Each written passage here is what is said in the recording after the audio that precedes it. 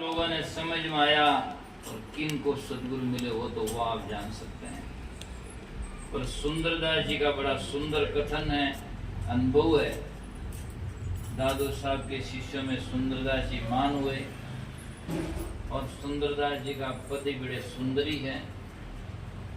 और जब दादू साहब मिले तो दादू साहब ने देखकर कहा भी लड़का बड़ा सुंदर है, इसी से उनका नाम सुंदरदास जी कहा गया। तो मेरा सदगुरु क्या समझाया? सुंदरदास जी कहते हैं मुझे सदगुरु ने समझाया। क्या समझाया? ये समझा दिया कि अब मैं उनके अलावा उन परम पुरुष सत्य के अलावा किसी को नहीं मानता, न मुझे जानता। परम पुरुष बिना और न परसों नाम चाहूं मैं, न उसको मैं छूता हूं, न लेता हूं, न मुझे जरूरत है। परम पुरुष नाम श्रेष्ठ, जो कभी जन्मता न मरता, न कभी बनता है, न कभी बिखरता है। वो परम पुरुष क्या है? वो आत्मा स्वयं चेतन परमात्मा वृक्ष आत्मा है। तो उनके अलावा परमात्मा सत्य साहिब को, गॉड को, वाहिगुरु, अल्लाह सत्ता कभी कह सकते हैं, लेकिन वो सत्ता कभी किसी काल में बनती नहीं है और न किसी काल में बिखरती है। जो अनादि से है, दादू आद सत्य जुगाद सत्य है, भी सतन रहेगा भी सत्य, वो हमेशा के लिए उसका सत्य है। तो सत्य का मतलब ये सत्य ही ईश्वर है। दिल्ली जाएं कभी तो आप देखना, महात्मा गांधी का मेमोरियल बना हुआ है, तो उसके मेन गेट पर इंग्लिश में लिखा हुआ है, ट्रूथ इज गॉड, सत्य ही ईश्वर है। कोई कहते हैं ईश्वर सत्य है तो गलत है। क्यों? ईश्वर सत्य है तो अलग वस्तु हुई, सत्य उसकी परिभाषा हो गई, उसका विशेषण हो गया। इसका मतलब ईश्वर सत्य है तो गलत है, ईश्वर अलग है और उसकी सत्य उसकी परिभाषा हो गई, विशेषता बताई गई सत्य है। जबकि सही है कि सत्य ही ईश्वर है, सत्य ही ईश्वर है, सत्य से अलावा कोई ईश्वर नहीं। तो सत्य क्या है? वो अनादि से है, वो है। तो जिनकी उत्पत्ति परले नहीं, जो न तो उत्पत्ति होती है न वो कभी परले होता है। जिनकी उत्पत्ति परले नहीं रहे दोनों से न्यारा, कहें कबीर सुनो भाई संता, वो सत्य स्वरूप है हमारा। वो हमारा सत्य स्वरूप आत्मा चेतन है, जो कभी बनता नहीं और कभी बिखरता नहीं है। उनको पाने के लिए, उनको समझाने के लिए संतों ने अनेक ग्रंथ रचे, समझाया। अनेक संत महात्मा अपना अपना विचार सुनाते हैं, लेकिन कोई गठदारी से जोड़ देते, बेका देते, तो फिर जाकर के ठीक है उनकी भावना है, ओस का पानी से ठंड लगती है, फसल नहीं हो सकती। फसल तो पानी जड़ों में जाता है ना, तभी हो सकती है। इसीलिए कहा गया जैसे पानी ओस का कार्य नहीं सरता, सब दुनिया भर में फिरे तीर्थ और बरता है ना। अनेक जगहों में ध्यान धरता है, कोई कहता मेरा भगवान चार भुजाधारी है, कोई कहता मेरा भगवान कैसा ही है। तो जितना संसार में आकारी है, आकार होता है वो बनता है और बनता वो बिखरता है, और जो परमात्मा सत्य कभी न बनता है न कभी बिखरता है, वो एक रस रहता है। तो सुंदरदास जी महाराज कहते हैं मेरा सदगुरु क्या समझाया, परम पुरुष बिना और न परसों पीर निरंजन राया। निरंजन शब्द के ऊपर भी बहुत सारे लोग अपना अपना मंतव्य रखते हैं। कोई कहता है निरंजन काल का नाम है, कोई कहते हैं किसी का नाम है। अब तो लोगों की भावुकता में काफी कबीर पंथ में ऐसा प्रचार होता है कि निरंजन काल से कहते हैं। और दादू साहब का जो निरंजन है या सुंदरदास जी का निरंजन जो है, वो शब्दार्थ किया जाए तो अंजन नाम माया और निरंजन माया से जो रहित है, तो माया से रहित वो परमात्मा सत्य है, उसको निरंजन माना। और दादू साहब ने दादू वाणी में सबसे पहले दादू नमो नमो निरंजनम नमस्कार गुरुदेव थे, वंदनम सर्वसाधवा प्रणामम पारंगते, उसका फिर परिभाषा दी दूसरी शाखी में, परिब्रह्म परात्परम, जो परिब्रह्म है ऊपर से सर्वश्रेष्ठ है, परात्परम अनादि से है, परिब्रह्म परात्परम सोमम देव निरंजन, वो मेरा निरंजन देव है। निराकारम, उसका आकार नहीं, निर्मलम, वो निर्मल है, कोई मैल नहीं समाता, निराकारम निर्मलम तस्य दादू वंदनम, दादू साहब कहते उस निरंजन को मैं नमस्कार करता हूँ, उस परमात्मा को निरंजन कहो और वो सब चेतन कहो, आत्मा को एक ही।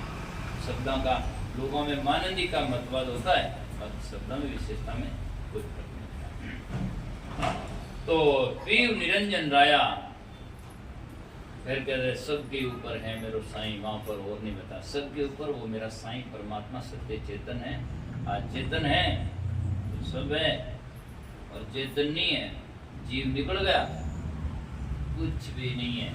चाहे कितना ही मोटा महात्मा, सब खात्मा हो गया, कुछ नहीं मिलता है। कितना ही बड़ा राजा साहब है, डेथ बॉडी, कुछ नहीं। जीव निकलते क्या है, और जीव है तो सब है, काकान बाबान मकान दुकान सब है, मेरा है। और वो कहता है, जानता है, मानता है, और निकल गया तो न तो कोई जानता है, न कोई मानता है, न कोई साथ ले जा सकता, कुछ नहीं बेकार सब। तो सबके ऊपर इंद्रियों का प्रेरक जो है आत्मा चेतन है, वो है। अब बहुत सारे लोग कई प्रकार की बातें कहते हैं।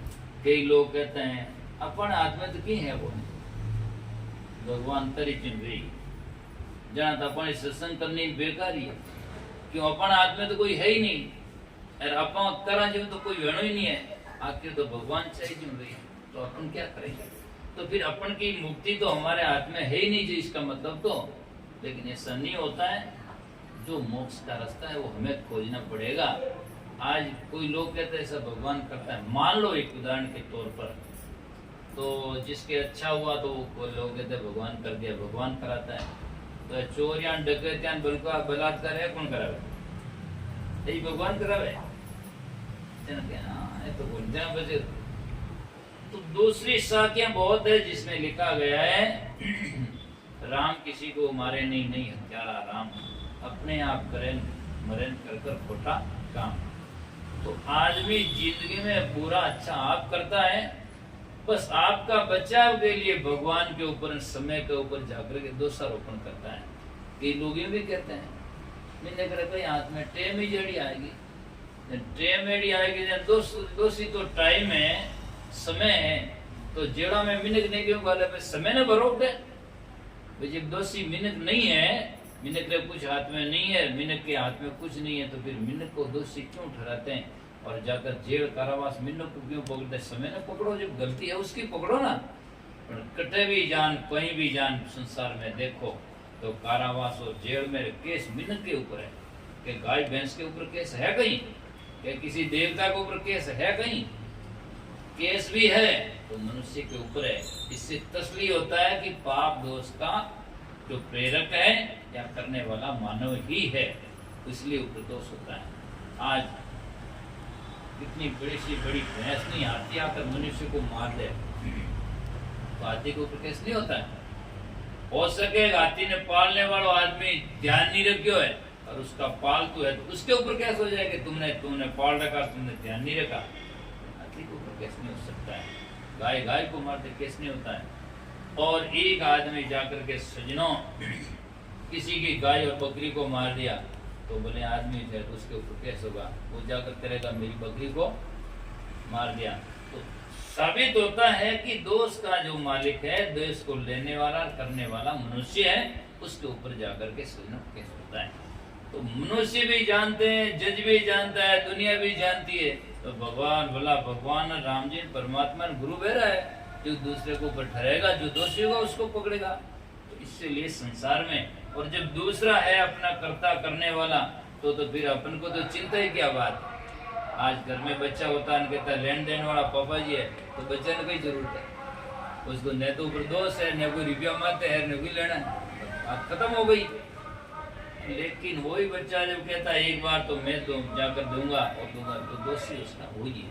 इसीलिए जाकर के दुनिया में लोगों की मानंदी कहावतें बहुत सारी है, लेकिन ऐसा होता नहीं। कई लोग ये भी कहते हैं जमीन खराब आएगी, कोई जमीन खराब आवे न कोई बात है, कहीं तो फसल बोने तो खराब अच्छी हो सके, जिस जमीन में बाड़ू है तो फसल होती नहीं है। मनुष्य के जीवन में कोई बदलाव कर ऐसा कोई जमीन नहीं होती है। मंदिर में चोर घुसता चोरियां कर लेता है, और जाकर के सजना जमीन में करामात होना चाहिए, और जाकर के सजनों अच्छे जगह में और कत्ल खाना होता है, और यदि समझदार आदमी वहां जाए तो कत्ल खाना बंद कर वहां मंदिर बना देता है, और यदि बेवकूफ आदमी जाए तो मंदिर तोड़कर कत्ल खाना बना देता है। तो मनों में शक्ति है, और जाकर के न तो जमीन में दोष है न मंदिर में दोष है, दोष आदमी के दिल दिमाग में है, और उस दोष को हटाने के लिए सत्संग किया जाता है। सत्संग में जाने से निरीक्षण होता है ये गलत कर्म है और ये अच्छे कर्म है, तो गलत को छोड़ दो और सच्चा से जोड़ दो। इसलिए कहा कर्मारी जाजा दो प्रकार शुभ अशुभ कहावे, अशुभ कर्म ने दूर हटाओ शुद्ध बुद्धि घट में लावे। वो गुरु बिना कौन प्रेम कर पाए, गुरु के बिना ये बात कोई समझाता नहीं। तो कहते ब्रह्मा विष्णु महेश्वर देवा वही पार नहीं पाया, बाजी मांड बीच में अटक्या मोह लिया जिन माया। जब भी अगर परमात्मा सत्य को चिना नहीं और बीच में खेल मांड कर माया में आसक्त हो गए और भूल गए। फिर कहते हैं गढ़दारी से प्रीतन मेरी, गढ़दारी नाम जो शरीर धारण करके दुनिया में आए, चाहे किसी देवताओं को समझो किसी अवतारों को समझो। सुंदरदास जी महाराज कहते प्रीत ने मेरी, प्रीत ने मतलब इनकी ने उनसे कोई आलोचना नहीं है, प्रीत ने ना उसको मैं उपासनी नहीं जानता हूँ अर्थात कल्याण पद नहीं जानता हूँ, उनसे चरित्र ले सकते हैं आप। जो भी हुए दुनिया में अच्छे के तो अच्छे लो आप, बढ़िया है। आज भी कोई अच्छा काम करता है तो लोग कहते नहीं आदमी देवता है, अच्छा करता है तो लोग उनको कहते हैं आदमी देवता है, जो लोगों को देता है सुख देता है बढ़िया करता है, ठीक है ना। तो पहले हुए उनका भी अच्छा लक्षण है तो लो, और आज भी दुनिया में है अच्छा करता उसका भी लक्षण लो, बुरा नहीं है। लेकिन जाकर के सजनों शरीर को कोई भगवान परमात्मा मानना कोई सार्थकता नहीं है। आज भी संत गुरु है उनका शरीर को भी परमात्मा मान लेना वास्तविकता नहीं होती। परमात्मा तो भीतर में बोलने वाला चेतन ही होता है।